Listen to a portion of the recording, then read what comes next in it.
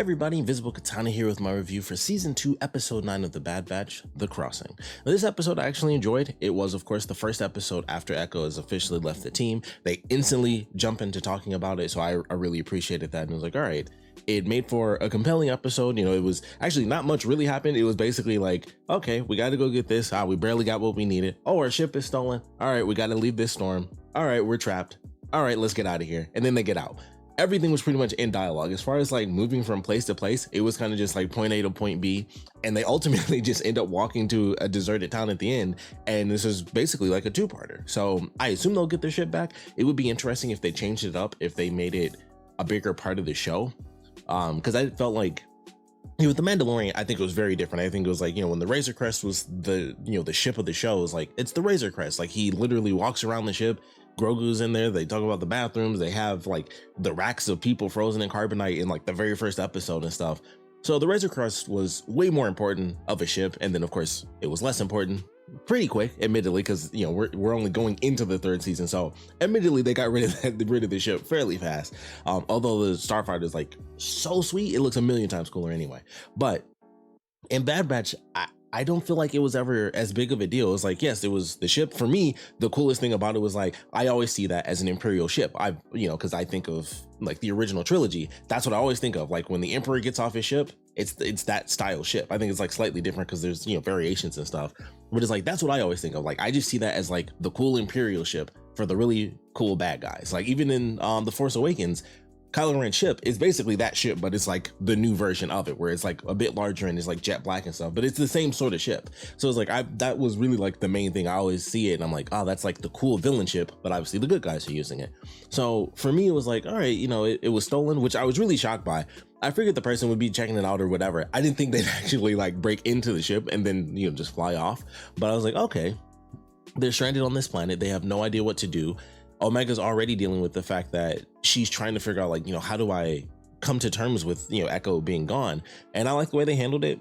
Tech is the one that ends up doing that because of course he upsets her the most with him being, very clinical about things. It's like, yeah, well, we know he's gone and, he's very matter of fact about things. And they have that emotional moment, like him even jumping off, or jumping down like the cavern and stuff. I thought was a great sequence because it was like, okay, that was a very emotional Tech moment. And it was like, all right, that's good. Like he did pause for like half a second, but who wouldn't? It's like, it's just a random hole in the ground. You can't see anything, but he was like, F it.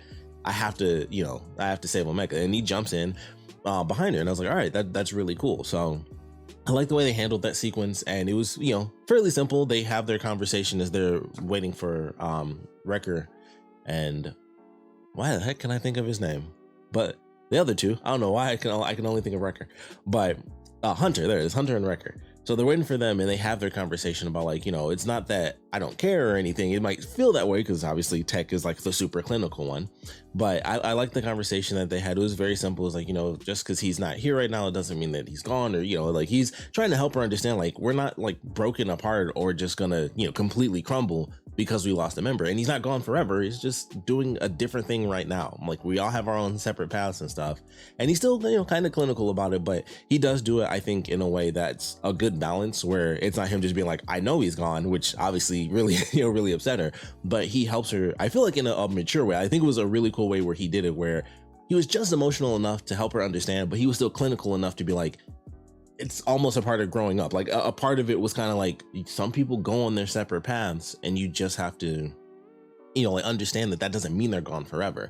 So I like the way that they handled that. They also did a couple of things in this where I was like, I kind of talked about it. Where I was like, oh, it seems like, for certain elements when they were on Kashyyyk, I was like, oh, they may or may not be teasing Omega, being like slightly force sensitive. But Hunter 100% was just like, he just looked in the direction and was like, oh snap, I gotta run. And I'm like, I know that the whole point of him, like he does stuff sometimes. I'm like, the whole point is that his name is literally Hunter. He's John Rambo. He does impossible things where it's like he picks up dust, and it's just like he picked up the dust in the beginning of the episode, and I was like, how could that possibly have anything to do with the storm that's like a million miles away? Because they could look at the clouds and see that that it was moving away, but somehow he picked up the dust and that was relevant. And I'm like, I don't get the connection. But he'd be doing stuff and I'm just like, that's Hunter's thing. He'd just be like, they're over there. Like, I don't know how he does it, but he looked over and I was like, at this point, that's just for sensitivity, because there's no effing way that he just looked and was like that's a feeling in the forest. There's no hunting element or like enhanced genetic compounds being thrown into him as a special clone where he just looks in a direction and it's like danger and he takes off running. And I was like, I don't understand that. That was like so far beyond what he normally does. And he kind of does it at the end where it was just like, it was simple at the end of the episode where it was like, they've been gone for a really long time. Like it seems odd that they haven't come back at all. And so he just reaches out and it was like, that makes way more sense. It was just like, that's weird. Like they've been gone for a long time. Like, yeah, especially with it being tech, you think it would be like, at least somewhat succinct of a conversation, figure things out, then he comes back. So it's just like, that's weird. So that I understood. They were gone for an odd amount of time and he was checking things out. But him knowing that something was wrong with the ship was so crazy to me, where I'm just like, he just looked in the direction and he got a feeling, which in Star Wars is the Force. If it was Marvel, he'd have a spider sense. But it's Star Wars, so it's the Force. Because I'm just like, I don't understand. There's no part of me, despite all the weird stuff he does, like I said, the dust thing I didn't think made any sense, where he just picked it up and then they just looked. I'm like, well, I could have told you the storm was moving away. The clouds were leaving. So he's always done stuff where it was just like, he'll do like a random thing and then poof, he knows. But I was just like, he didn't even do anything. He just looked in a direction and just took off. So I'm like, he has to be Force sensitive. There's something going on. Like they're I don't know. They're either teasing stuff or that was just insanely beyond anything he's done before, or at least anything I could remember from his like hunting, special hunting skills. But I was like, that was nuts compared to the other stuff we've seen him do. So that was interesting. It was something I definitely wanted to point out because I was like, that was beyond anything I recall him doing as far as his hunting experience. So that was interesting, but still enjoyed it. We don't, of course, find the ship at the end. They end up going to a spaceport that's been abandoned, but it does allow them to contact Sid. So she makes an appearance. It's been a couple episodes for her. And basically she's like, sorry, you guys are boned. And then they're going to throw some stuff her way. And it's like, all right, I think she said like, give me like 4 days. And then she just cuts them off, which is a super dick move where it was like, like you sent them out there. Yes, the ship was stolen, but she was just super blasé about it. Like it didn't even make a difference, which I think, kind of leading towards them no longer working with her. But I mean, like, okay, give me like 4 days. And Hunter's like, we don't have 4 days. And she just cuts him off in the middle and just hangs up. It's like, they're just deserted on the planet. You can like kind of care, but that kind of shows how little she truly does, which seems like not at all, in all honesty. Which I guess isn't the biggest surprise, but we'll see how that ends up turning out. I doubt it'll be a big part of the show soon. I feel like that's something they'll save for like kind of season finale type stuff, like big change to the next phase of the series is them officially no longer working with Sid. So I feel like they're going to save that, but they could do it early. I've said it a million times already, but I'm like, Wanda Sykes' character, whose name I swear I can never remember unless the episode is playing, she could just come in and be like, real shame about Sid. Here I am. So we'll see what happens with that. But I did actually enjoy this episode. I feel like them touching on the Echo stuff, it was much simpler because it only dealt with Omega and Tech having the conversation about it. And they do kind of reference it really early on where it's like, you stay watch kind of by yourself and stuff like that. Both of you stay watch is like, well, we're down a person, so we need 2 people to stay watch all the time, even if we're down 1 person. So they definitely handled the mechanic of it early on, and I think that's pretty cool. And I think they have a lot of good potential to really touch on it more as they go through the episode where it's just the 4 of them and they're just stuck on this planet going wherever they end up going in the next episode. So I'm actually looking forward to it. I certainly enjoyed this one. I'd say this was probably my favorite like non-grand episode where it was like, okay, it was just a cool deep dive episode on the characters' emotions, which I said from the beginning, split the characters up and force them to talk. I'll be happy. That's really all I need in Star Wars is like, just let me know the characters in the situation that they're in a lot more. And this is exactly what we got in this episode because they had to talk about Echo leaving and Omega's feelings about it and kind of at least touching on everyone's feelings, but really going through it with Omega and Tech.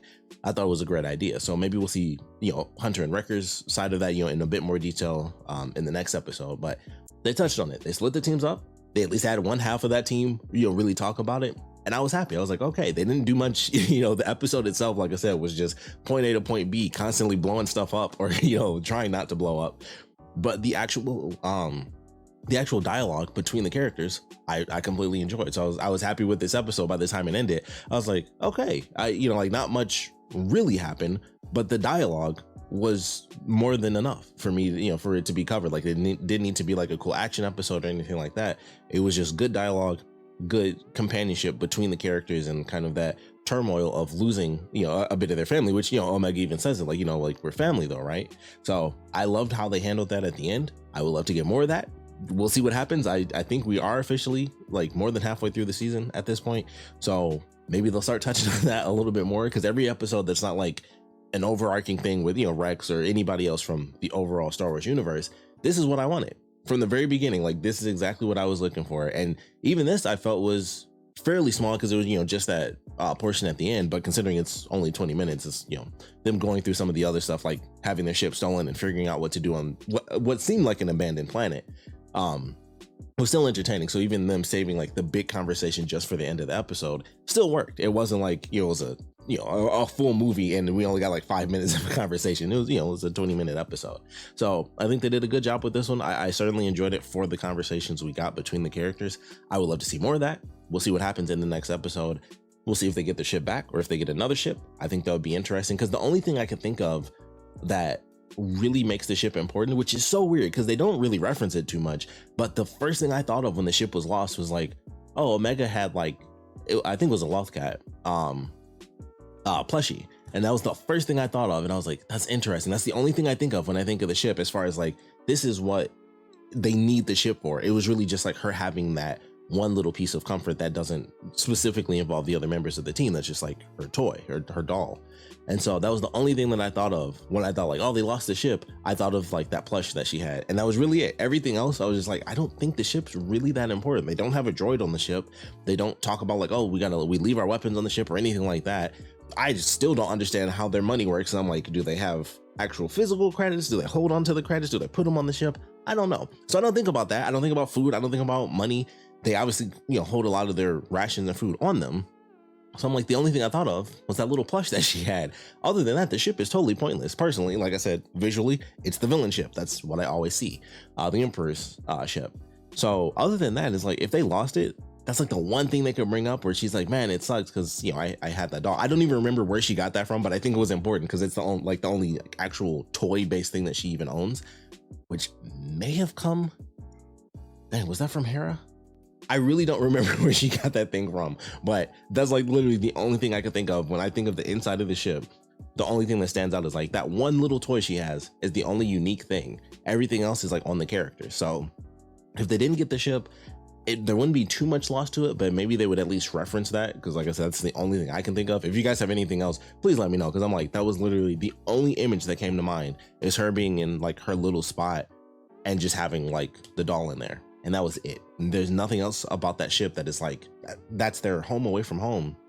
It is, because they've had it for 2 seasons, but at the same time, it's like, if they got a new ship, instantly it'll just be like, okay, cool, no big deal for me personally. But maybe they'll touch on that in the show. We'll have to obviously wait and see what happens at the end of the next episode, but I'd love to know what you guys thought about this one. So please put your comments down in the comment section below. Let me know your favorite parts about it, your least favorite parts about it.